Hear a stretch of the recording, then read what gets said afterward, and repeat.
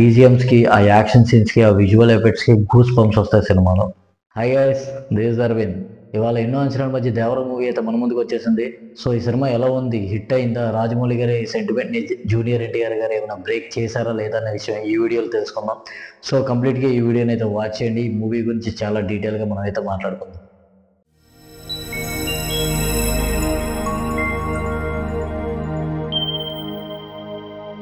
Okay, ఇక movie గురించి కనుక మనం మాట్లాడుకుంటే, ఈ మూవీ కొట్ట శివ గారి డైరెక్షన్ అండ్ జూనియర్ ఎన్టీఆర్ గారి screen presence and Anirudh BGM, complete visual action pack ఈ మూవీ.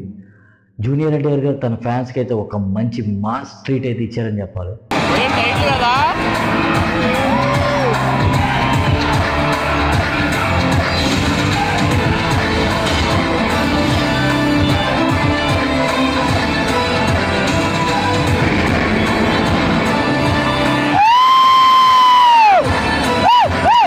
అండ్ మూవీ స్టార్టింగ్లో ఆయుధ పూజ చేసే దగ్గర ఒక సాంగ్ ఉంటుంది. ఆ సాంగ్లో జూనియర్ ఎన్టీఆర్ గారి పర్ఫార్మెన్స్ ఉంటుంది. అసలు వేరే లెవెల్ అబ్బా, చాలా బాగుంటుంది. అసలు నా ఫేస్ ఎక్స్ప్రెషన్స్ కానీ, నా డ్యాన్స్ కానీ అసలు మాటలు సరిపో. అండ్ ఈ మూవీలో సముద్రం మీద చేసే దొంగతనాలు కానీ చూస్తే కనుక మనకు అనిపిస్తుంది నిజంగా ఇలాగే చేస్తారా బయట కూడా, అలా అనిపిస్తుంది. అంతా చాలా క్లియర్గా, ఎక్కడ ఏ లాజిక్ మిస్ అవ్వకుండా చాలా బాగా చూపించారు. ఈ మూవీలో మనం మాట్లాడుకోవాల్సిన ఇంకో వ్యక్తి ఉన్నారు, సైఫ్ అలీ ఖాన్. జూనియర్ ఎన్టీఆర్ గారికి ఏమాత్రం తగ్గకుండా తన పర్ఫార్మెన్స్ కూడా వేరే లెవెల్ ఉంటుంది. లిటరల్లీ నేను జూనియర్ ఎన్టీఆర్ గారి సీన్స్ వచ్చినప్పుడు ఎంత ఎంజాయ్ చేశానో, సైఫ్ అలీ ఖాన్ గారి సీన్స్ వచ్చినప్పుడు కూడా అంతే ఎంజాయ్ చేశాను. అసలు సినిమాలో ఒకరు ఎక్కువ ఒకరు తక్కువ అన్నట్టు ఎక్కడ చూపించారు, కంప్లీట్గా ఇద్దరిని ఈక్వల్గానే చూపించారు. అండ్ ఈ మూవీలో మనం మాట్లాడుకోవాల్సిన ఇంకో విషయం ఏంటంటే సెంటిమెంట్స్, ప్యూర్ సెంటిమెంట్స్. చాలా బాగా వర్కౌట్ అయింది సెంటిమెంట్స్ అనేవి.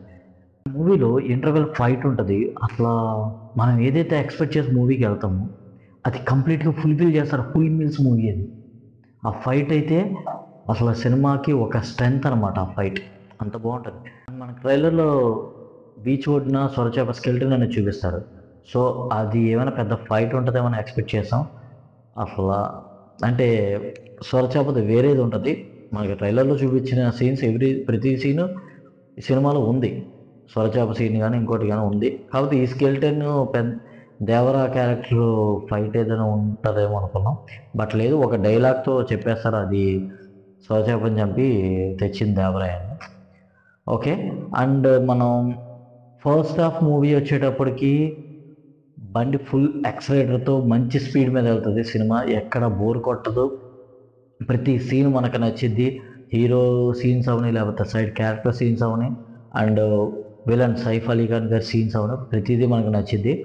అండ్ చాలా విజువల్ ఎఫెక్ట్స్ ఈ సినిమాకి బాగా ప్లస్ పాయింట్గా మనం చెప్పాలి.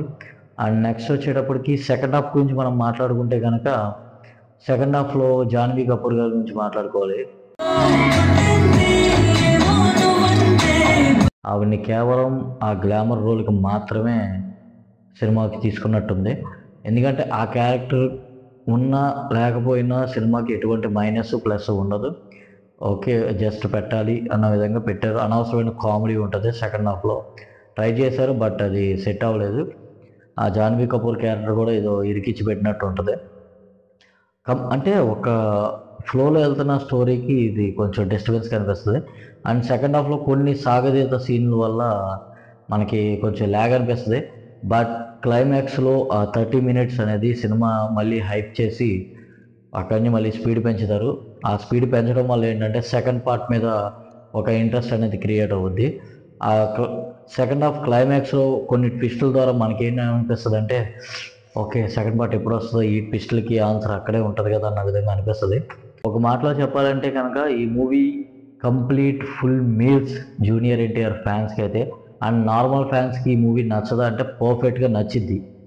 ఎవరైతే ఓవర్ హై ఎక్స్పెక్టేషన్స్ అనేవి మానుకొని నార్మల్గా సినిమాని కనుక సినిమాలో చూస్తే ఈ సినిమా పర్ఫెక్ట్గా నచ్చిద్ది. ఎందుకంటే ఈ సినిమాలో జూనియర్ ఎన్టీఆర్ గారి యాక్టింగ్ కానీ, సైఫ్ అలీ ఖాన్ గారి యాక్టింగ్ కానీ, కొట్ట Shiva direction and BGMs, songs అసలు వేరే లెవెల్. వీటన్నిటికీ ఆ విజువల్ ఎఫెక్ట్స్ అనేవి అసలు చెప్పలేము, అసలు మాటల్లో చెప్పలేను. ఎందుకంటే అంత బాగుంది, నాకు బాగా నచ్చింది ఈ మూవీ అనేది. అండ్ ఈ మూవీ గురించి మనం ఓటీటీలో వచ్చేదాకా వెయిట్ చేయాలా లేకపోతే థియేటర్లో చూడాలా కంపల్సరీ వెళ్ళాలంటే కంపల్సరీ ఇది థియేటర్లో చూడాల్సిన మూవీ. 100% ఇది థియేటర్లో చూడాల్సిన మూవీ. ఫస్ట్ హాఫ్ అనేది చాలా బాగుంటుంది, ఎక్కడ బోర్ కొట్టకుండా ఫుల్ రేస్ మూవీ వెళ్తుంది. అండ్ సెకండ్ హాఫ్ వచ్చేటప్పటికి కొన్ని సీన్స్ అంటే నెక్స్ట్ వచ్చే సీన్ ఏంటన్నది మనం గెస్ట్ చేయొచ్చు ముందే. కొన్ని సాగదీత సీన్ వల్ల సెకండ్ హాఫ్ అనేది కొంచెం ల్యాగ్ అనిపిస్తుంది. బట్ క్లైమాక్స్ వచ్చేటప్పటికి మనకి ఏ హైప్ అయితే మనం ఫస్ట్ హాఫ్లో చూస్తామో క్లైమాక్స్ 30 minutes అదే హైప్తో వెళ్తుంది. అట్లా ఆ బీజిఎమ్స్కి, ఆ యాక్షన్ సీన్స్కి, ఆ విజువల్ ఎఫెక్ట్స్కి గూస్ బంప్స్ వస్తాయి సినిమాలో.